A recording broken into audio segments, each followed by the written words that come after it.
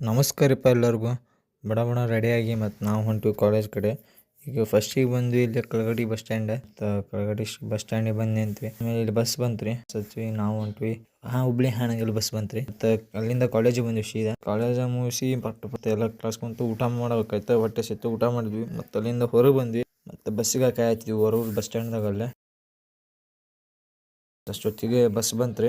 ಮತ್ತು ಬಸ್ ಅಲ್ಲಿಂದ ಹತ್ತಿ ನಾವು ಹೊಂಟ್ವಿ ಹುಬ್ಬಳ್ಳಿ ಕಡೆ ಹೊರೂರಿಂದ. ಎಲ್ಲ ನೋಡ್ರಿಪ್ಪ ನಮ್ಮ ದೋಸ್ತ್ ಪಜ್ಜು ಬೈ. ಮತ್ತು ಅಲ್ಲಿಂದ ನಾವು ಬಂದ್ವಿ ಹಳೆ ಬಸ್ ಸ್ಟ್ಯಾಂಡ್.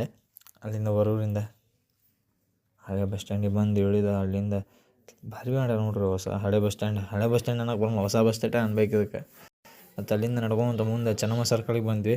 ಅಲ್ಲಿಂದ ಬಂದ್ವಿ ಸೀದಾ ರೂಮಿಗೆ. ಪಟ್ನ ಸ್ವಲ್ಪ ರೆಡಿ ಆಗತ್ವಿ. ಎದಕ್ಕೆ ರೆಡಿ ಆಗತ್ತೀವಿ ಅಂದರೆ ಇವತ್ತು ಸೋಮವಾರ ಮತ್ತು ಅಜ್ಜನ ಮಠಕ್ಕೆ ಹೋಗಬೇಕಲ್ಲ. ಮತ್ತು ರೆಡಿಯಾಗಿ ಪಟ್ನ ನಾವು